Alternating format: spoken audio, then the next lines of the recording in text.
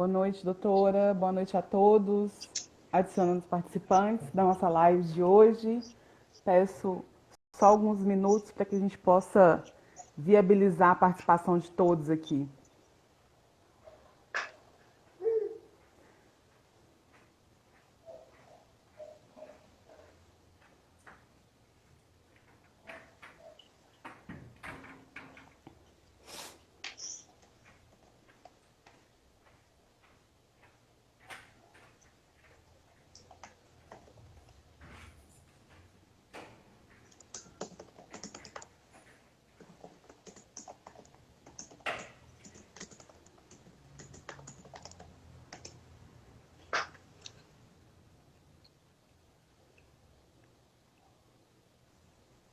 Boa noite a todos. Só adicionando os demais participantes.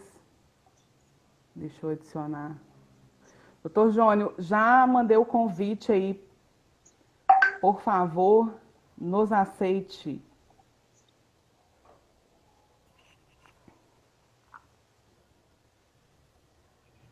Aê!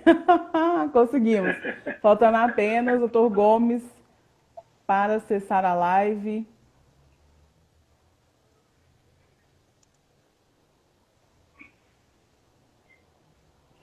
Aguardar um pouquinho aqui.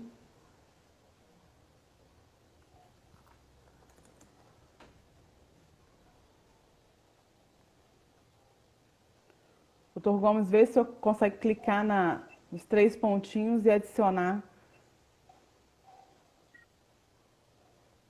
Por favor.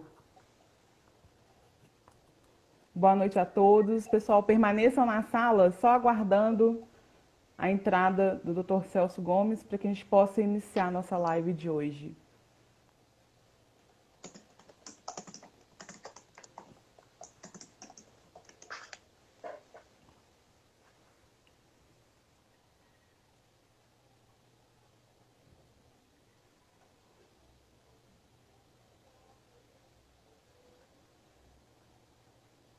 O Dr. Gomes já está aqui na sala? Vou sinalizar aqui, deixa eu procurar ele aqui.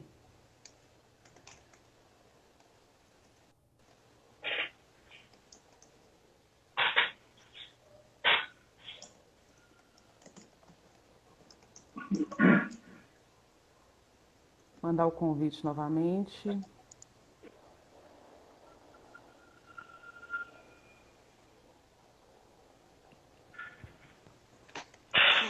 Deu certo. Agora deu certo! Aê! Boa noite a todos e todas presentes. É com muita alegria, muita honra que eu inicie essa live aqui de hoje no nosso canal. Hoje presente aqui na Indômitas Coletivas e também no IAMB, no Instituto Nacional da Advocacia Negra. Na live de hoje eu trago 3 colegas. Agora deu certo. Deu certo. Trago 3 colegas que eu faço a honra de apresentar, Dr. Celso Gomes, doutora Cássia Coelho e Dr. Jônio de Oliveira, na temática Direito, Justiça e Vulnerabilidades. Trago os 3 presentes para discutir aqui numa roda de conversa a respeito da participação, da efetividade, da presença da população negra face à pandemia. Então eu vou dar a palavra, a gente vai funcionar da seguinte forma. Cada um dos convidados tem aí 15 a 20 minutos para explanar um pouquinho, trazer um pouquinho da sua opinião, da sua vivência, e a gente vai trocando uma ideia e vai afinando aqui na nossa live. Eu vou dar a palavra primeiro à doutora Cássia, mulheres, né, primeiramente. Doutora Cássia, muito prazer, seja muito bem-vinda à nossa live e fique à vontade para iniciar a nossa roda de conversa. Boa noite a todas, boa noite a Cássia Coelho. Eu estou aqui hoje muito feliz por esse convite, me deixou muito emocionada e muito grata por poder participar desse momento. Sou advogada, graduada pela PUC Minas em 2016 e aprovada no 18º Exame de Ordem. Atualmente eu sou especialista em ciências penais, componho o Conselho de Promoção à Igualdade Racial do município de Contagem. Também faço parte da vice-presidência da diretoria da Comissão de Diversidade Sexual da 83ª subseção da OAB e participo em colaboração com o Sistema Operacional da Música, uma plataforma de conteúdo e aceleração desenvolvida pela Mídia Ninja e pelo Fórum do Eixo. Da minha apresentação, eu vou passar a palavra para o colega, para ele também se apresentar, para depois a gente fazer a nossa explanação e falar o que a gente acha desse tema tão importante, né, que é direito, justiça e vulnerabilidade na pandemia, e como que isso atinge a população negra de maneira diferenciada também. Doutor Jônio, se apresente. Fique à vontade. Boa noite a todos. Meu nome é Jônio, eu sou advogado, já estou na advocacia, sem nem dizer quanto tempo, porque desde jovem, minha mãe é advogada, eu sou inserido nesse meio jurídico há muito tempo. Eu posso dizer que eu faço um trabalho de advocacia de fato, pelo menos desde 2013, né, quando eu ainda era estagiário, mas já praticava todos os atos necessários à advocacia, obviamente supervisionado. Sou cofundador do IAMB e tenho que citar aqui, já que hoje é o tema de vulnerabilidade, direito de justiça, que eu sou pai, não genitor apenas. Eu faço parte de vários meios da cultura popular, jongo, samba de roda, sou capoeirista, então sigo inserido dentro desse meio que a galera fica desamparada, né? A galera que está sempre vulnerável, que é o meio de cultura, é um meio preto, é um meio periférico e é um meio que vive na rua, né? Então, eu posso dizer que eu ando com essas pessoas que muitas e muitas e muitas vezes se sentem desamparadas. Passo a palavra ao colega, doutor Celso. Boa noite a todas, boa noite a todos.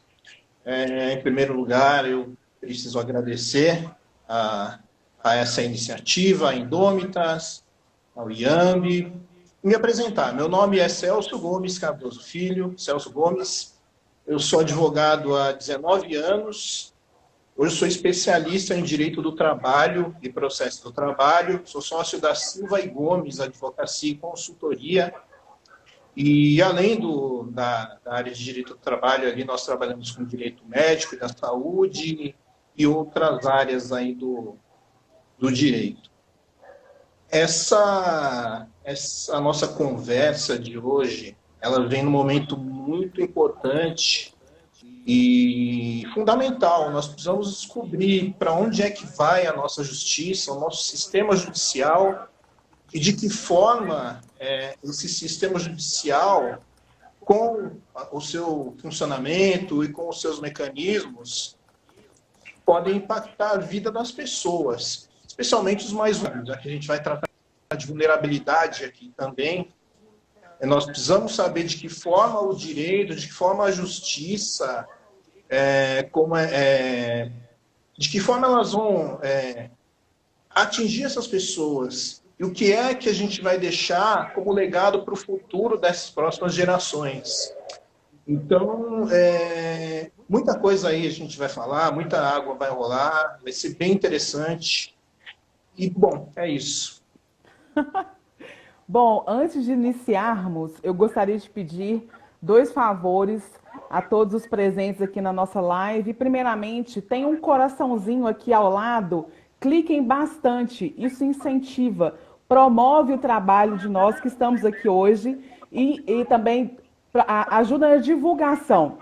Outra coisa, compartilhem, esse vídeo vai ficar disponível logo após a nossa live, vai estar disponível no Coletivo Indômitas. Também no Instagram de todos os advogados aqui presentes, compartilhem com pelo menos 3 pessoas que precisam saber de todo o conteúdo que vai ser disponibilizado na nossa live de hoje.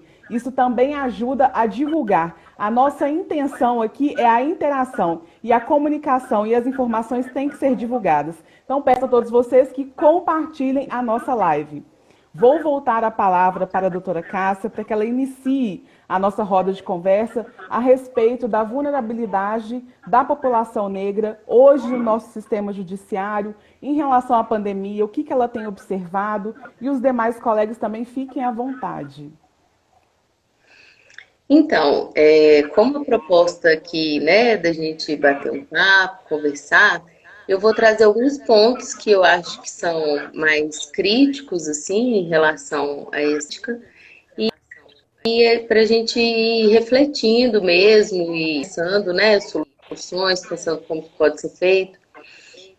Dentro dessa questão da população negra e do acesso à justiça durante a pandemia, eu percebo, né, que a população negra, a população pobre, a população que não tem recursos financeiros, ela acaba prejudicada, né, porque não são todas as pessoas que têm o acesso à internet, começando pelo acesso, que já é dificultado, né, não são todas as pessoas que têm esse acesso, e também não são todas as pessoas que têm, além do acesso, os meios necessários e nem o entendimento necessário de como fazer, de como encontrar, de como acessar mesmo.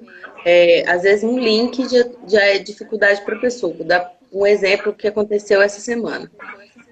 Uma família de outro estado com um ente querido preso, né? E aí precisa encaminhar o kit.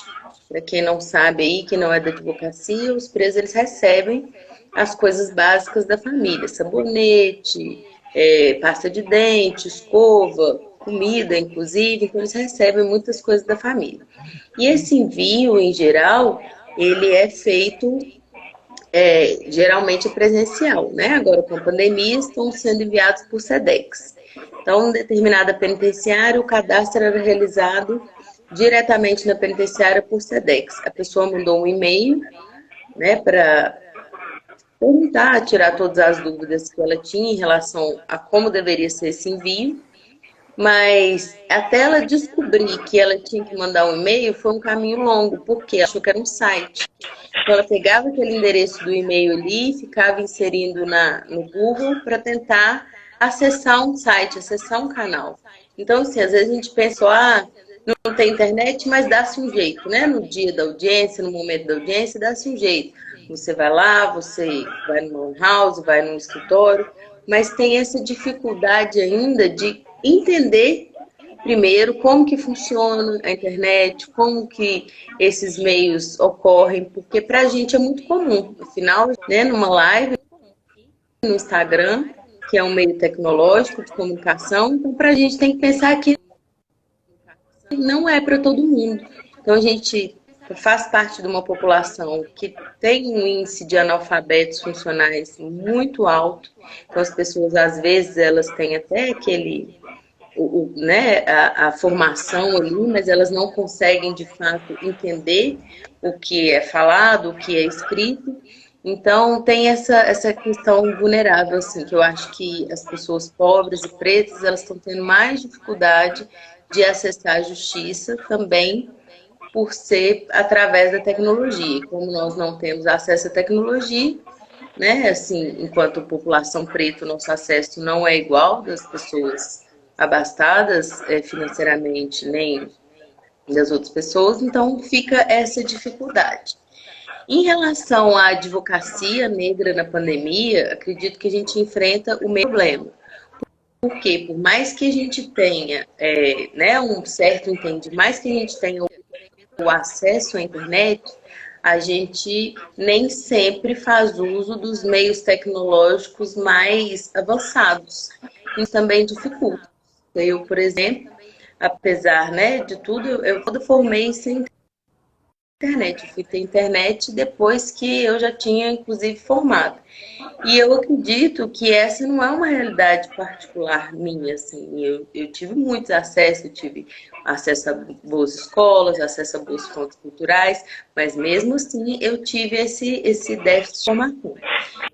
Então, o que que eu acho? Eu acredito que os escritórios, né, a gente não vê os advogados pretos ocupando o alto escalão dos escritórios de advocacia. Ao contrário, a gente se depara com algumas campanhas no Brasil para que as pessoas pretas, os advogados pretos, as advogadas pretas, ocupem, né, esses cargos de maior rentabilidade, de maior prestígio, de maior força política e de maior acesso. Né? Uma coisa é um escritório, por exemplo, sou de Belo Horizonte, um escritório na zona sul de Belo Horizonte com a melhor internet, né, que tem em Minas, com o melhor computador. Outra coisa é um escritório em Contagem, um escritório pequeno, de uma advogada. Então, eu acho que isso também dificulta, né, a gente conseguir realizar mesmo uma defesa com maior presteza, assim. E em relação à advocacia feminina negra, eu acho que a gente já agrega um outro problema para além do tecnológico, né? Não é só os problemas tecnológicos que a gente tem, mas a gente sabe que as mulheres são responsáveis pelo cuidado da casa em geral, né? Os índices demonstram que a maior parte do serviço de cuidado, não só da casa, mas do serviço de cuidado da sociedade, ela é feita pelas mulheres. Então, acaba que a gente, ficando em casa, ficando em home office, a gente acaba agregando muitas atividades e acumulando muitas atividades no mesmo ambiente. E isso é desgastante, preocupante, mas é possível, a gente faz, né? Todo mundo bem, as crianças estão bem, dando tudo certo. Mas para quem é mãe, por exemplo, igual como eu, é um desafio, né? Porque as aulas estão em casa, então ao mesmo tempo que você está tendo uma aula, o recreio da aula você está em audiência, e é difícil você explicar para uma criança. A minha dá tudo certinho, graças a Deus, nunca tive uma audiência interrompida. Mas, assim, é um trabalho que você tem que fazer para explicar para uma criança que naquele momento ela tem que, né, ela não pode ficar livre à vontade na casa dela, que ela tem que ficar restrita, que ela não pode entrar em determinado cômodo, que ela não pode interromper. Então, tem todo esse trabalho e tem esse acúmulo, né, essa carga acumulada de trabalho. Então, assim, eu acho que esses são os pontos mais preocupantes em relação à pandemia. Acredito também que, bem no princípio da pandemia, eu fui convidada para falar sobre a vulnerabilidade das pessoas periféricas, das pessoas pretas e das pessoas menos abastadas economicamente. E uma das coisas que me preocupa também muito é que, com a pandemia, acabam ocorrendo algumas nulidades processuais, alguns abusos, algumas coisas ilegais, algumas coisas fora da lei que não deveriam ocorrer, mas que acabam ocorrendo, seja pela distância, pela dificuldade em despachar com o juiz, pela impossibilidade de ir à secretaria, né, ficar acompanhando o processo, ou pelas questões, né, que a pandemia ela trouxe vários problemas e um deles foi que a gente teve que se reorganizar em tudo muito rápido. E isso para o judiciário brasileiro deve ter sido, né, tá sendo com certeza muito dificultoso, porque é um judiciário muito moroso, é um judiciário já abarrotado, né, de processos, lotado de processos, que já está inflado, que já não aguenta mais. Então, acaba que a gente também tem essa dificuldade de acessar. E com isso, alguns processos tornam prejudicados. E o que eu penso? Que a população que não tem acesso aos advogados particulares, ou que até mesmo tem dificuldade de acessar a defensoria, por falta de informação, por falta de conhecimento, ela acaba que tem um prejuízo a longo prazo, né? Porque às vezes a gente não vai nem saber que esses processos têm nulidades, a gente não vai nem saber que progrediu de regime e não saiu ainda. Então acabam acontecendo, né, falhas na prestação do direito e que a população às vezes por falta de conhecimento, não fica nem sabendo. Então, eu acredito que a pandemia vai gerar uma onda aí de falhas na prestação jurisdicional que não vai ser sanada com o tempo pela falta das pessoas de dinheiro para acessar mesmo o judiciário, de dinheiro para pagar uma perícia, de dinheiro para pagar um bom advogado, de dinheiro para ir à defensoria pública ou de dinheiro para colocar um crédito para falar com a defensoria pública. Então, eu acho que essa questão econômica e social com a pandemia foi agravada por esses aspectos. Assim, eu acho que a gente tem que refletir esses pontos também. E acho que já falei bastante, né? Vou passar a palavra para o Dr. Johnny, para ele falar com esse sotaque carioca bonito aí para gente. O que ele pensa a respeito, né, das nossas vulnerabilidades, do direito, da justiça nesse cenário de pandemia. Doutora, eu vou começar falando de trás para frente do que você falou, iniciando pela questão aí do trabalho em casa, né? Inclusive das mulheres. Porque o que acontece, quando você diz que é muito difícil de explicar para os nossos filhos que eles não podem entrar numa parte da casa que está restrita, que não pode gritar, não pode correr, isso já é o final da coisa, a conclusão. Porque tem o anterior, porque antes de você entrar para uma audiência, entrar para trabalhar, para falar com o cliente, que ele vê a pizza inicial, você já deu comida, você já deu banho, você já tentou criar todo o entretenimento ali para ele, que desgasta, porque isso é trabalho. É dentro de casa, mas é trabalho. E então, quando você vai sentar para trabalhar, você já chega desgastado de toda uma rotina que anteriormente ou era pela escola, ou você tinha aquele lapso, né? Entre o a fazer de casa e o ir para o escritório, o ir ao fórum, né? Porque, querendo ou não, esse deslocamento é um alento. Né? É um momento que você dá um descanso daquele trabalho contínuo, daquele trabalho pesado, daquele trabalho, né, que tem que ficar fortificando o tempo todo. Porque às vezes você está aqui na audiência, falando com o cliente, e o olho está aqui, ó, olhando para o lado, dizendo assim, não vem aqui agora, pelo amor de Deus. E quando você traz isso para a questão das mulheres, a minha esposa ela não é advogada, né? Minha companheira não é advogada, mas ela é professora. E eu tenho certeza que vocês sabem o quanto está tudo difícil para os professores, porque o trabalho mais que dobrou. Mais que dobrou. Dobrou num nível, chegou num sua nível, opinião, colega. Assim, surreal, assim. E eu já conversei com ela várias vezes, falei, cara, será que existe alguma medida jurídica que a gente possa fazer para frear esse abuso? Porque está ocorrendo um abuso. Mas quando a gente para pensar, esse abuso ocorre diante de uma deficiência tecnológica que a escola não estava preparada, está se adaptando e tem necessidade de manter o aluno em casa focado, porque o pai quer que o aluno fique focado, porque está pagando a escola, então é uma bola de neve. Então, como a gente traz isso para a realidade da democracia feminina, negra, né? Porque quando a gente fala da democracia negra, inicialmente ainda é uma verdade que presume que ele vem de uma origem humilde periférica. Né? Então você sai de uma dificuldade muito grande, só a gente sabe o que a gente passou para se formar. Só a gente sabe o que a gente passou para conseguir chegar na faculdade. Quantos colegas nossos, quantos amigos nossos começaram a faculdade com a gente e não terminaram porque a vida não possibilitou. Sabe? Então, que a gente chega nessa posição, eu até falo com alguns amigos que eu entrei na faculdade querendo fazer concurso, como a grande maioria. Vou fazer direito porque eu vou fazer concurso. E aí, no meio do caminho, me apaixonei pela advocacia. Hoje não tenho nem pretensão de fazer concurso, não é nenhuma vontade. Mas eu digo que alguns concursos eu vou prestar, que não são todos. Os meus pais têm condições de chegar naquela posição de prestar aquele concurso, como, por exemplo, a magistratura.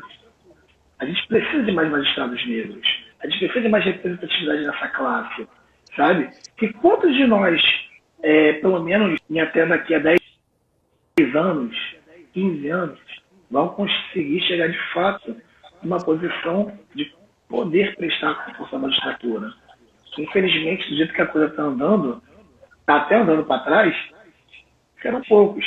Então, assim, não é uma obrigação, mas por uma questão de consciência. Então, traz tudo isso para a nossa advocacia preta e feminina preta, porque são dificuldades antes de chegar. É o filho em casa, toda a história da faculdade, e isso a gente sai de uma posição de vulnerabilidade. Se não financeira, entendeu? Então começa a vir de trás por esse ponto, porque eu acho que essa sua fala acarreta, traz tanta coisa ao mesmo tempo, embaixo, em camadas, que eu acho que a gente passaria aqui uma noite inteira falando sobre isso, né? E talvez tenha avançando quando a gente chega na questão da tecnologia, do acesso à justiça. É muito triste a gente ver amigos, às vezes, nem tão vulneráveis assim, que não fazem ideia de, sabe? Porque não tem dinheiro para pagar um advogado. Aí eu falo, tem a defensoria. A defensoria é uma ótima assistência. É uma assistência jurídica de qualidade. Só que é assoberbada. E aí não foca. E aí por várias vezes. Não vou nem falar que perde prazo para ninguém. Mas tarda, né? É morosa. E a gente sabe muito bem que a morosidade faz com que a gente perca direitos. Então, assim, a falta desse conhecimento, de saber como chegar lá, de entender como chegar lá, é muito grave. Nós mesmos, para poder estar advogando nesse período, que houve toda uma mudança de sistema, todo um avanço que vai ficar aí por o resto da vida e vai melhorar com o tempo, a dificuldade de se colocar o PJE para funcionar em pouco tempo foi assim, uma coisa louca. Porque o PJE estava vendo funcionando, mas a passos lentos, porque não tinha uma celeridade, uma urgência, que você tinha um acesso no fórum, você podia lá pegar o processo físico, e quando digitalizava tinha toda uma questão, e aí de repente, com a pandemia, eles tiveram que ajeitar tudo em 3 meses. Em 3 meses. E aí o PJE não funciona direito, por várias vezes cai, tem insuficiência sistêmica, né? Não tem estabilidade na internet, e aí agora tem um balcão virtual, entrar, não entra, não inicia, ninguém atende, na verdade ainda não entendi como é que funciona o balcão virtual, né? E fala, mas você é jovem, você não entende essa questão eletrônica, essa questão digital. Eu até entendo, mas não adianta eu entender o mínimo se o sistema por dentro não ajuda. E se não ajuda para a gente que é advogado e está por dentro do sistema, imagina para a parte. Até antes da pandemia, a parte não sabia como ver o processo dela online. Isso no fundo físico. Porque do processo eletrônico, que tinha que ir até o cartório cadastrar uma senha para poder abrir o processo dele, que teoricamente é um processo público, em regra, né? É um absurdo. Tinha cartório, pelo menos aqui no Rio, que não queria cadastrar a OAB do estagiário para ter acesso ao processo. Olha só. E o estagiário ficava perdido. O que eu faço? Falo com o chefe, falo com a OAB, bato o pé no cartório. O que eu faço? Né? Eu vi colegas assim. E como eu estagiei em cartório, sabia como funcionava, tenho amigos até hoje, falei, cara, faz isso, isso e isso, e vai funcionar. Mas olha o trabalho que tinha. Então a insuficiência digital do judiciário, o sistema de justiça como um todo, não só do judiciário, mas o sistema de justiça que é mais amplo, é muito grande. Não é claro, né, para usar aqui a linguagem habitual, ela não é evidente, ela não é fácil, ela não está ali acessível.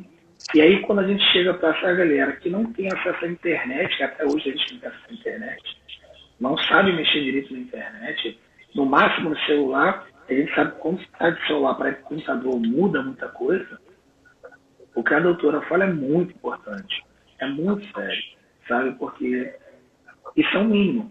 E hoje a internet é serviço básico, é um serviço essencial. A internet é considerada serviço essencial. A gente não consegue mais fugir disso. Se eu não tenho hoje um celular para poder trabalhar, eu não consigo trabalhar direito. Porque hoje tudo é virtual. é tudo em segundo, né? E aí não é possível se fazer justiça nem direito. E aí quando a gente pega o tema de hoje, que é falando de direito, justiça e vulnerabilidade, e aí a gente coloca quem são as pessoas vulneráveis, que é quem não tem acesso, não tem condições, ou não conhece, não sabe como chegar no advogado particular que vai ajudar, porque eu costumo dizer que você sempre tem condições de pagar um advogado particular. Eu bato muito nessa tecla. Pode ser que você tenha um pouco mais ou menos dificuldade para isso, mas é possível. Procura um advogado de confiança e fala assim, eu preciso disso, e senta para conversar uma forma de pagar. Senta para conversar uma forma de ajeitar isso, porque eu acho que é possível.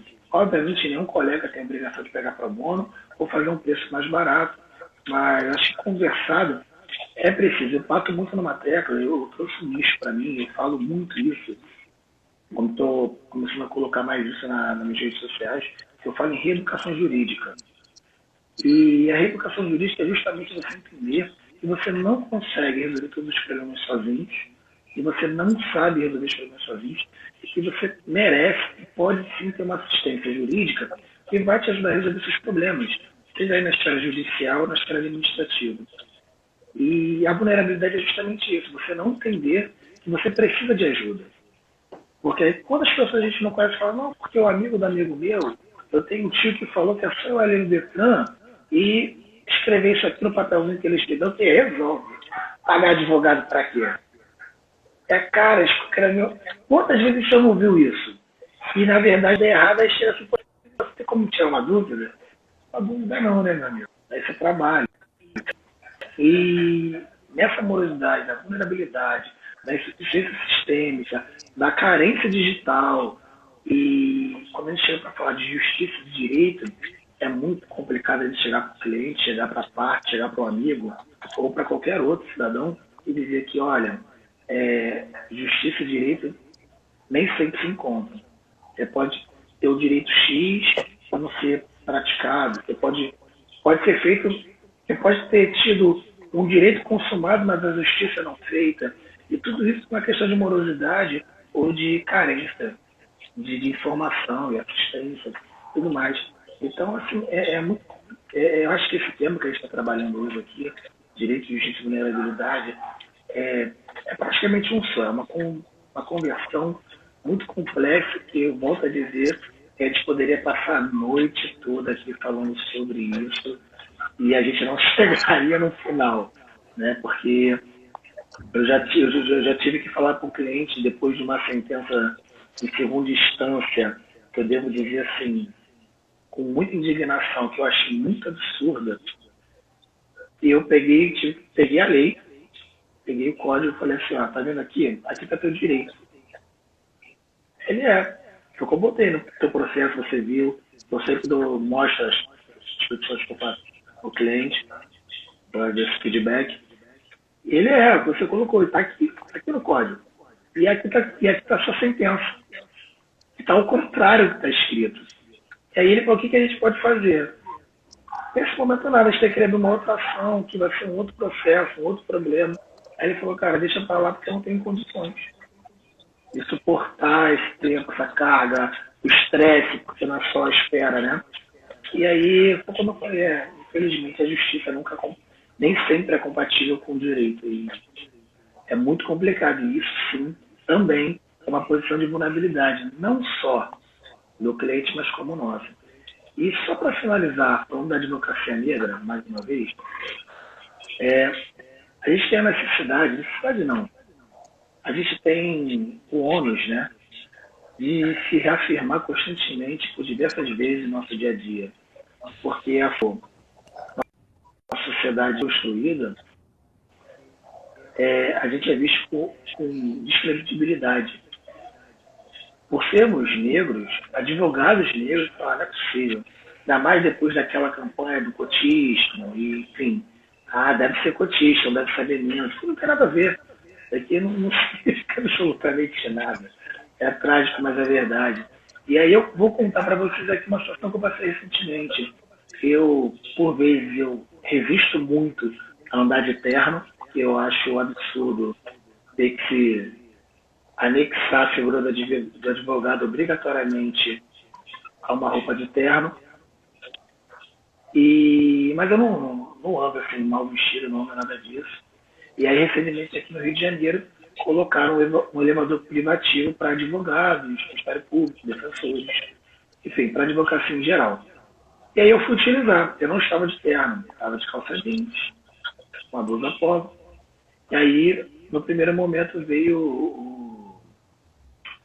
o senhor do elevador, que fica ali com o dono do elevador. Olha, esse elevador é só para advogados. Aí eu falei, eu sei, e tá tudo bem. Aí ele falou, não, é só para advogados. Aí eu falei, eu sei, tá tudo bem. Eu tô sabendo, sei ler. Tá ali, para advogado, eu vi. Aí chegou o elevador, fui entrar, ele segurou o elevador e falou, eu falei que é para advogado. Olha só, amigo, eu sei que é para advogados. Falei que tá tudo bem. Algum problema? Aí eu acho que nesse momento é que ele entendeu mais ou menos, falou, não, vai lá.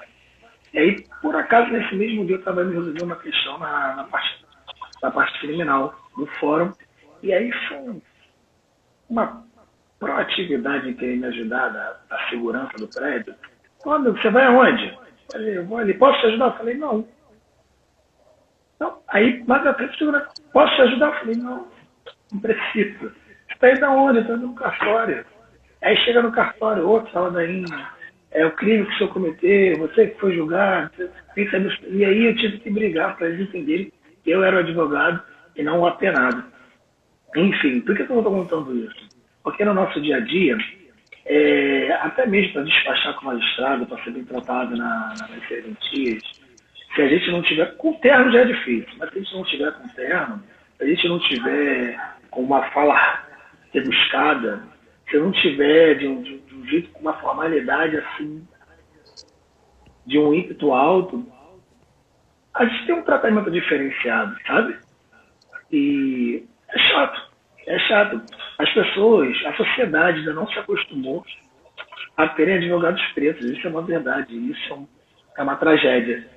E é muito triste. Então, assim, quando a gente fala em advocacia preta, a gente tem que falar em reafirmação, em aquilombamento, e isso que a gente está fazendo hoje aqui, conversar e debater. Desculpa a demora aí, mas é muita coisa para falar. Passa a palavra para o Celso.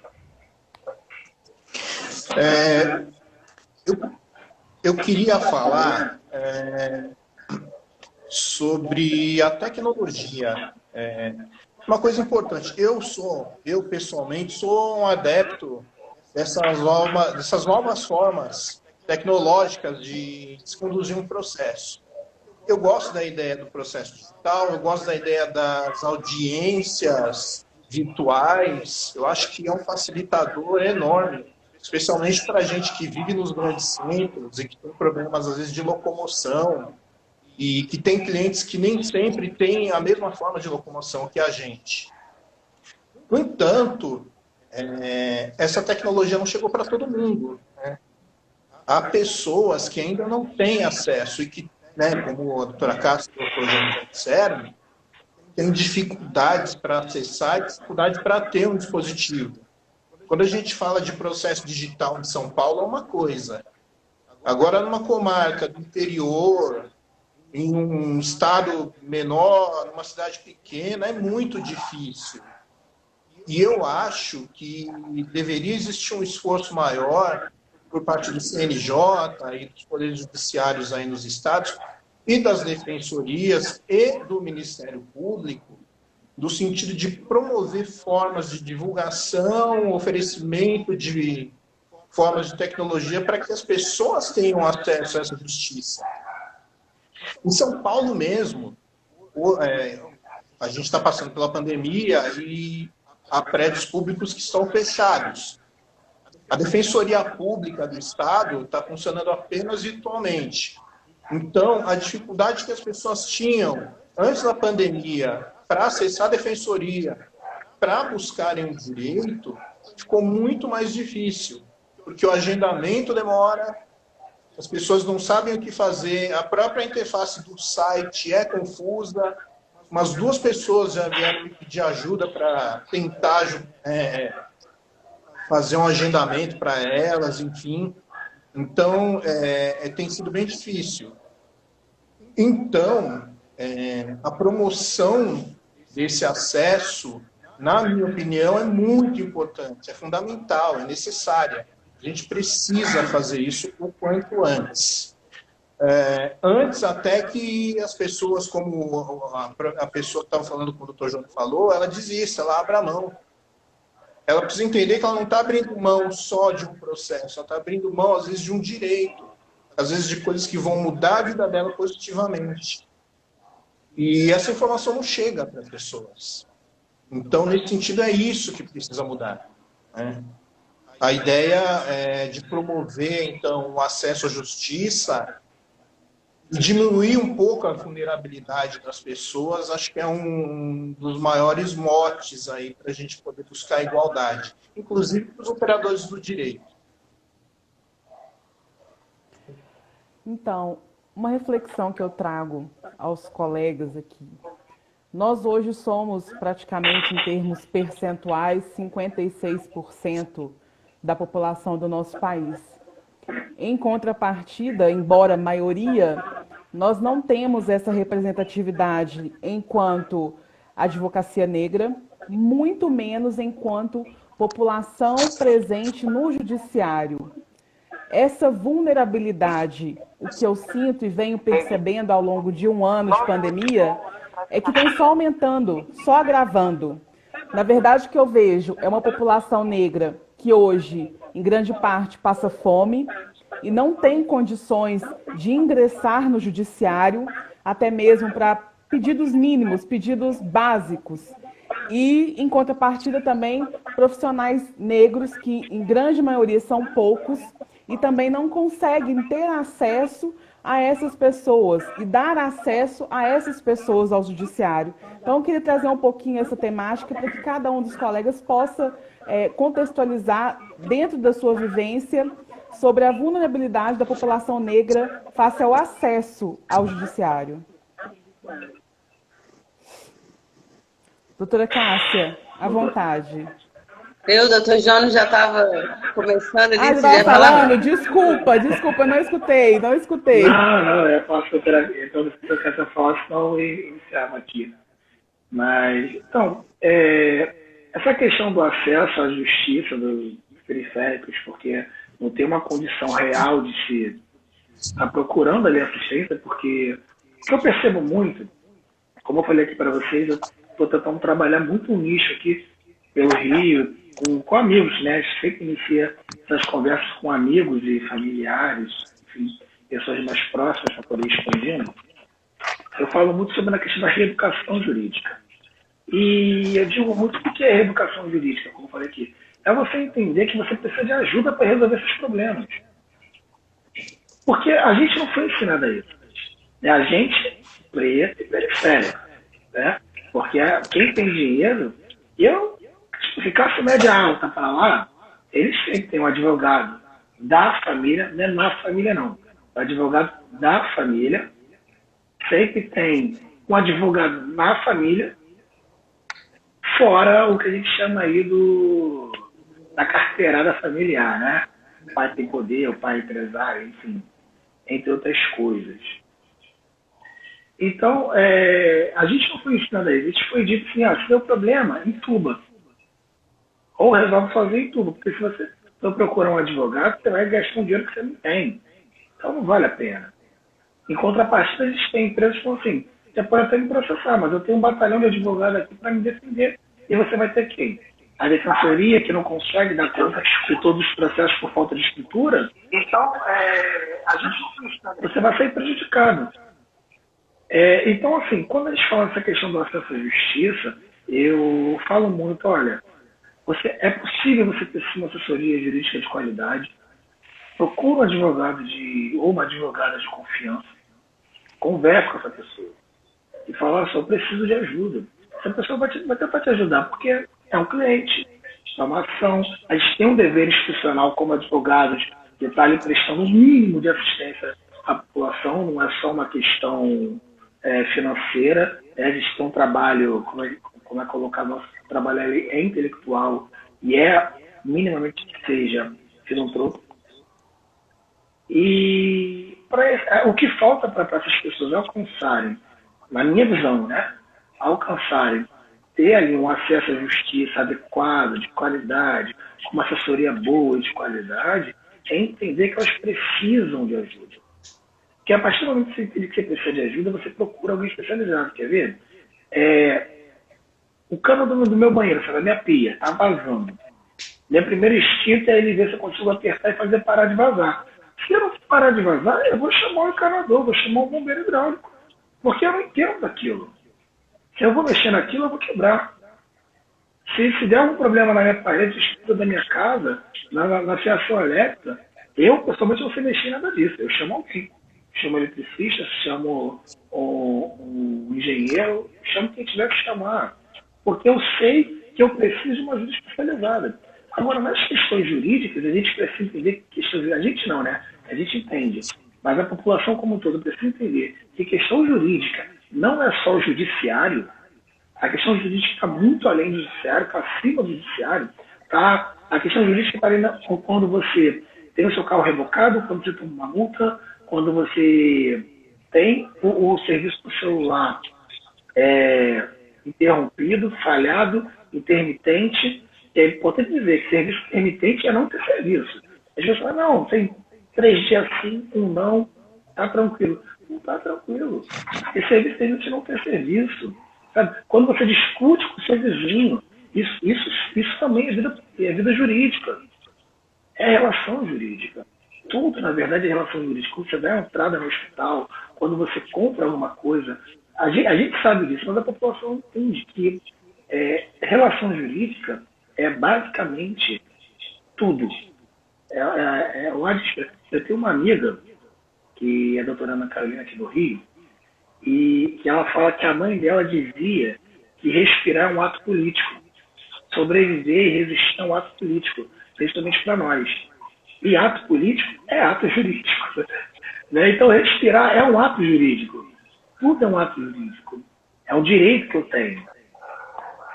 As pessoas não entendem assim.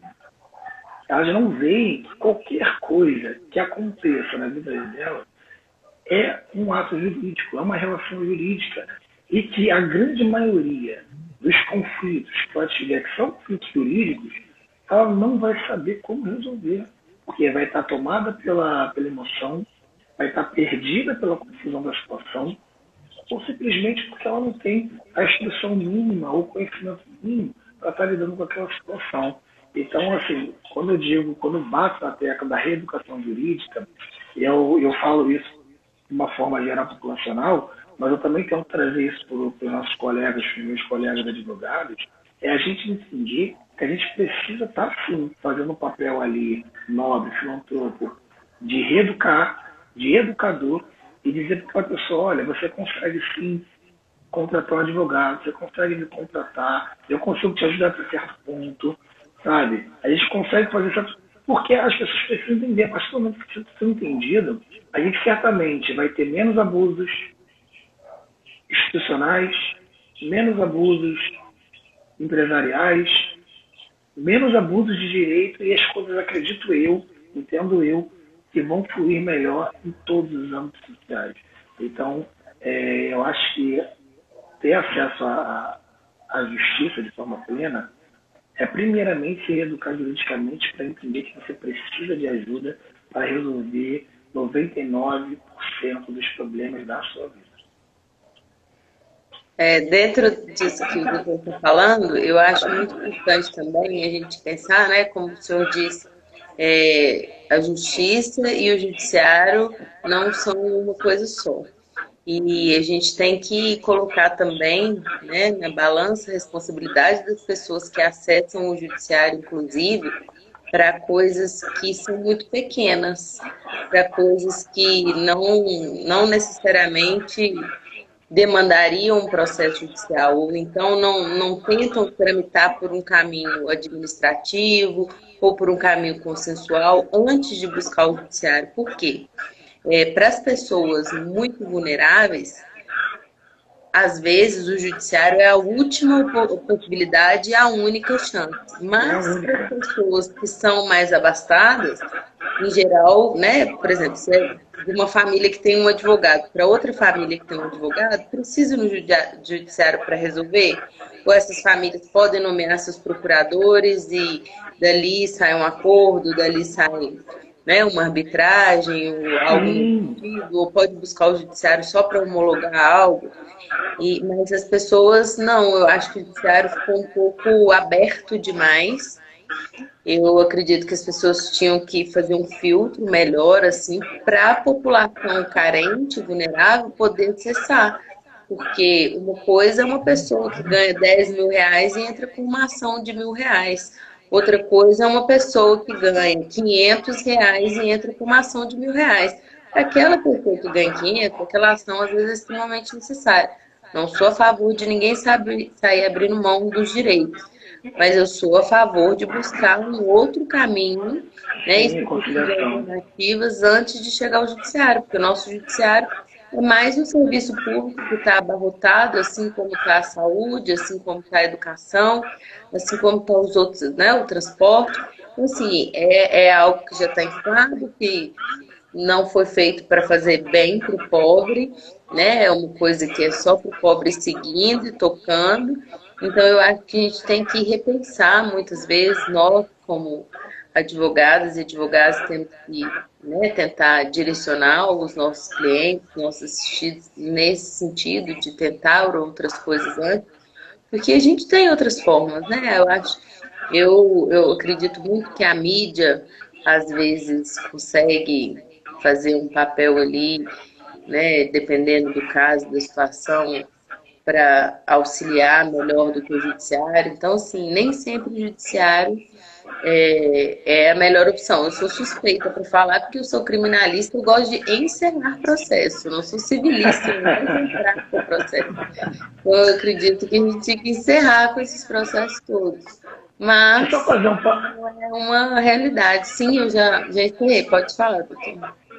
Já fazer um parênteses para o doutor Celso continuar, só para somar e também levantar um tema aqui, e você realmente fala uma coisa muito interessante que eu procuro praticar, que é não entrar no judiciário. Eu, pessoalmente, não gosto de entrar no judiciário, não gosto de entrar no processo, tento sempre resolver antes na esfera administrativa.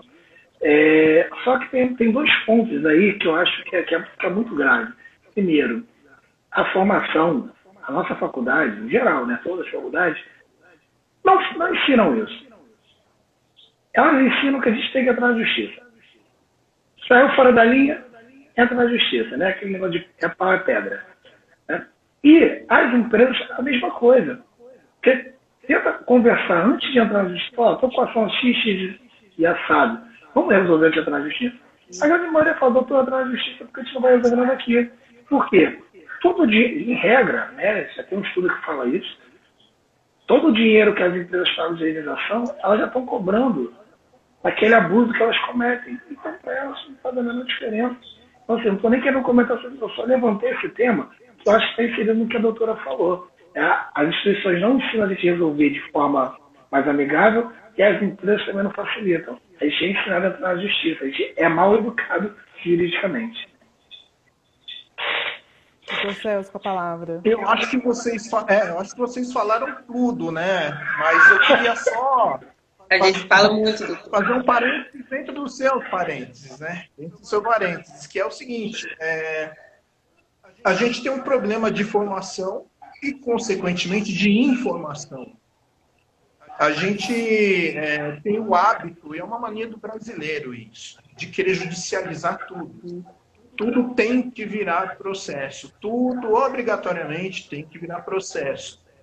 De um esbarrão num vizinho, enfim, qualquer outra coisa que não seja tão relevante juridicamente, aliás, judicialmente. Né? E a gente precisa parar com essa mania de judicializar as coisas. Há muitas coisas que podem ser resolvidas, por exemplo, com um juízo arbitral, que pouco se fala. Ele está aí à disposição das pessoas há pelo menos uns 20 anos, ou quase isso. Lá dos anos 90, a lei do juízo arbitral.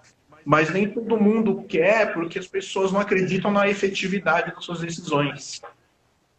E, bom, tem um artigo, né, na lei do princípio do juízo arbitral que diz que tem força de de uma sentença, enfim, e qualquer irregularidade pode ser sanada pelo judiciário.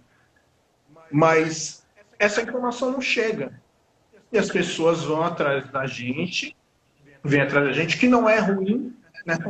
Mas elas vêm para judicializar, e isso afoga demais o judiciário, porque a máquina toda ela acaba sendo utilizada para resolver um problema que nem precisava ter chegado lá. E às vezes demora meses para chegar nessa visão. Então, muito tempo se perdeu, o problema, às vezes, até já não existe mais, e o processo está lá, e a gente não consegue andar, o judiciário não anda, ninguém anda e nada se faz. Então, mais uma vez, informação para as pessoas. As pessoas precisam conhecer seus direitos, elas precisam, inclusive, conhecer o limite dos seus direitos. Porque não é porque você tem o direito de acessar o judiciário que você tem o direito de acessá-lo para tudo. Tem coisas que não cabem ali e a conta não fecha. Isso acaba sendo ruim para todo mundo. Consequentemente, para as pessoas que precisam resolver o problema de uma maneira, seja judicial ou extrajudicial. Então, é mais ou menos isso que eu queria só complementar. Eu tenho, só para finalizar essa parte do debate, eu tenho um professor em marketing que ele pronuncia o seguinte jargão. Ele fala que nós temos que falar menos sobre o direito e mais sobre o senso de justiça. E o que ele traz, na verdade, com isso?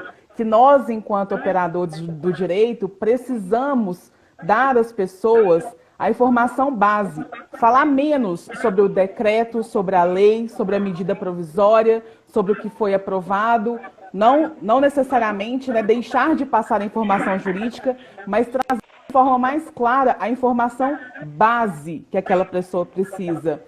Eu vejo muito no meu perfil que eu lanço várias informações com um conteúdo muito leve e muito simples, muito de fácil acesso, e que as pessoas me procuram e falam: nossa, doutora, eu não sabia que eu tinha o direito a isso, eu não sabia dessa informação.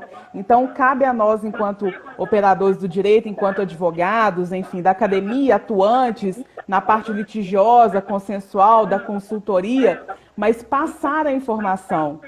Cabe a nós, enquanto advogados negros, a viabilizar essa informação a quem precisa, enquanto nossa obrigação para fim de diminuir essa vulnerabilidade. Tanto igual o Dr. Jônio falou, como o Dr. Celso Gomes, é importantíssimo que a informação ela seja disseminada. E, enquanto advogados negros, é o nosso papel fazer pelo menos um pouco disso. Na esfera criminal, quer seja, igual a doutora Cássia falou, eu gosto do fim do processo. Nós fomos educados lá na faculdade, até mesmo pelo antigo Código de Processo Civil, a gostar do litígio. E aí vem um código, pelo menos na área civil, de processo civil, que vem todo com uma parte de desmistificar o litígio e traz a conciliação como a base do processo, e a gente fica assim, poxa, mas agora nós que amávamos a briga, nós que amávamos a treta, vamos ter que passar a ser pacíficos? Não, o Código vem trazendo uma nova proposta de que a gente precisa desafogar o poder judiciário e, com isso, dentro de uma inteligência normativa, nós, enquanto advogados, precisamos entender que a parte, quando chega com um problema, ela realmente entende que a justiça é o último grau e a única instância. Então, a gente precisa trazer para ela informação base de falar, olha, você sabe do que você tem direito, você sabe as possibilidades de resolução da sua demanda, que podem não ser pela via judicial, mas pela via administrativa. Então, nós temos essa obrigação, pelo menos moral, enquanto advocacia negra. Pessoal, pelo andar da carruagem da hora, para só não finalizarmos a nossa live aqui, eu tenho que cortar vocês, que não é a minha intenção, porque a nossa live está maravilhosa.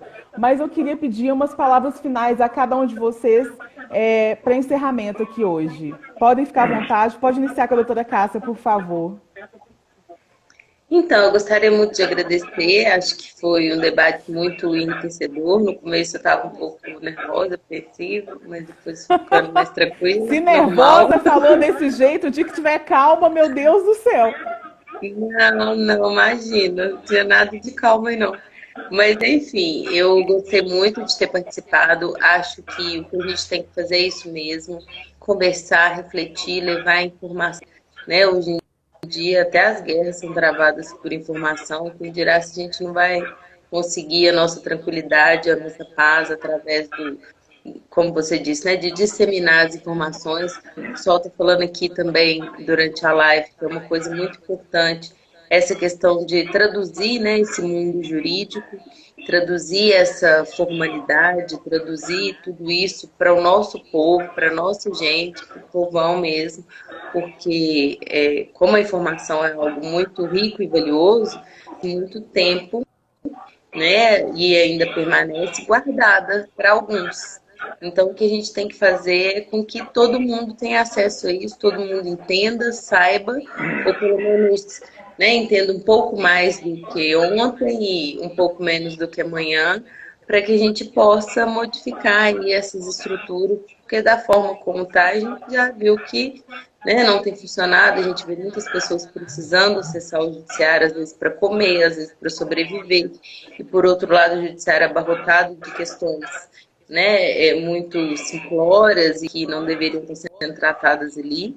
Então a gente tem que justiça aí para o povo vulnerável e que de fato precisa do judiciário como a última possibilidade, como a última instância, que eles possam conseguir acessar, porque se as pessoas que têm a informação e que sabem dos outros caminhos não deixam as portas abertas para essas pessoas, a gente vai ter um judiciário lotado, moroso, e que acaba que não atende a ninguém. Não atende nem quem pode acessar, nem quem não consegue acessar, e fica aí essa loucura. Mas eu gostei muito de ter participado, agradeço muito o convite, estou à disposição. Sempre que quiserem, me chamem novamente. Eu adoro conversar, adoro bater papo. E espero que essa pandemia acabe logo para a gente poder, né, se reunir, ficar tranquilo, para que essas mortes se encerrem. E é isso.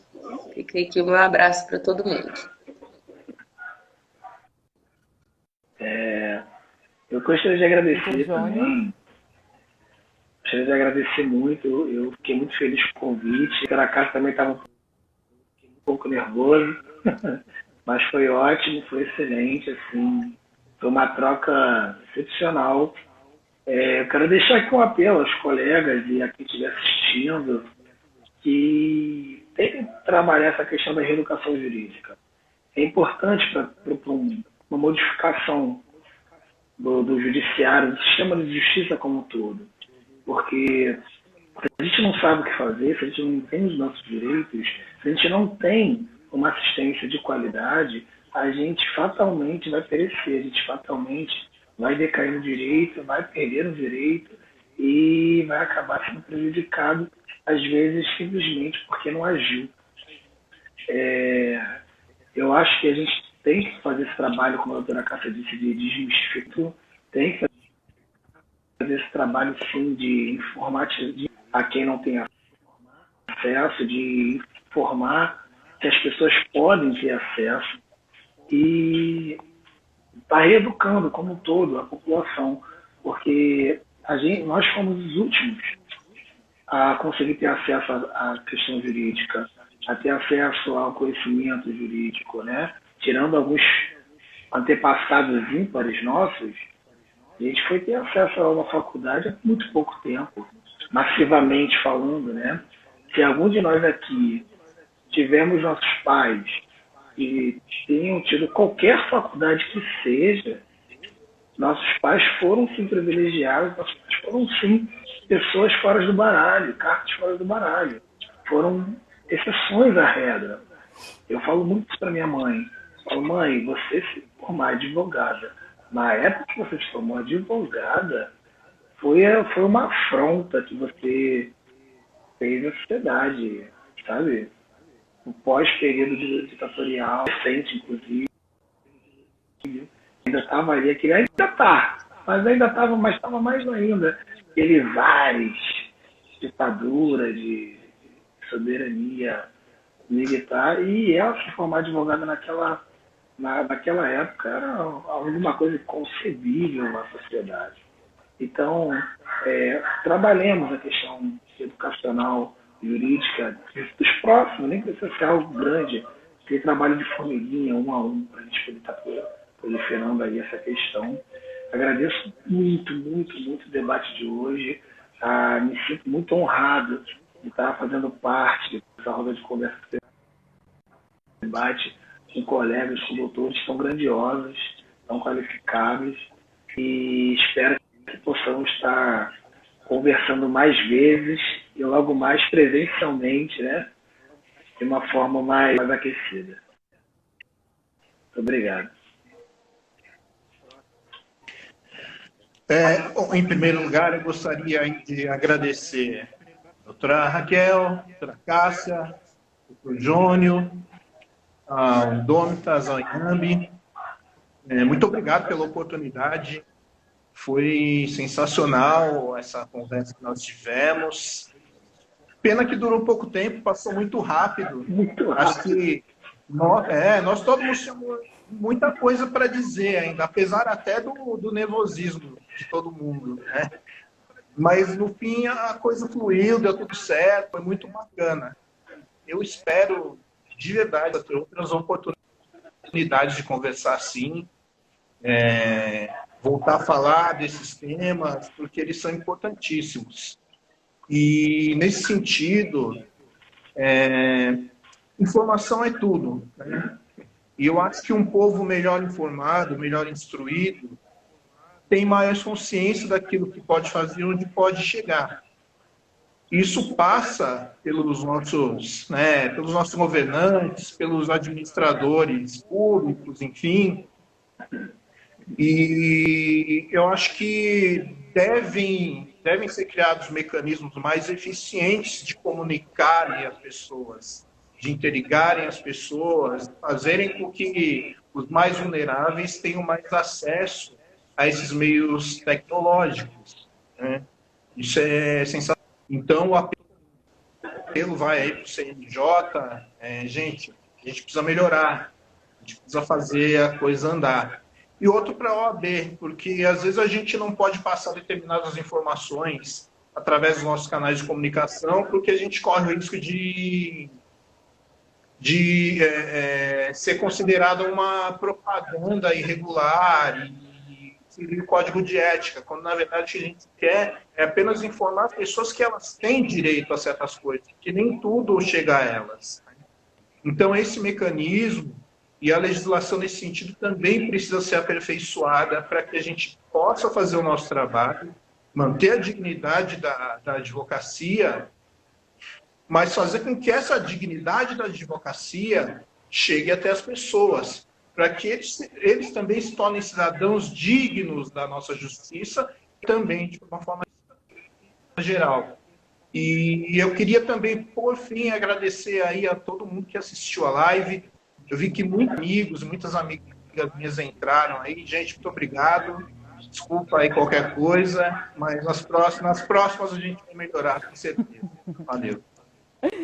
Eu gostaria de agradecer a todos que permaneceram aqui na live conosco, agradecer aos colegas presentes que participaram de forma ativa, com a contribuição, com a palavra, com o lugar de fala, em se posicionar diante da temática trazida. Queria fazer um pedido a toda a população negra que se proteja, que utilize máscara, álcool em gel, lavem as mãos. A pandemia persiste, talvez nós estejamos no pior pico da doença, embora não noticiado de forma verdadeira, e a população negra, ela consiste numa grande massa da força braçal de trabalho do nosso país.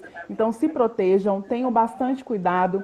Agradeço verdadeiramente a todos que participaram da nossa live hoje, e essa live vai estar gravada no perfil da Indômitas Coletivos, e eu também vou disponibilizar no canal de todos os colegas para que sejam compartilhadas pelo perfil pessoal de cada um de vocês. Então, um abraço, fiquem com Deus. Gratidão pela presença de todos na live aqui de hoje e até a próxima. Até a próxima. Boa noite. Tchau, boa noite. Boa noite, gratidão.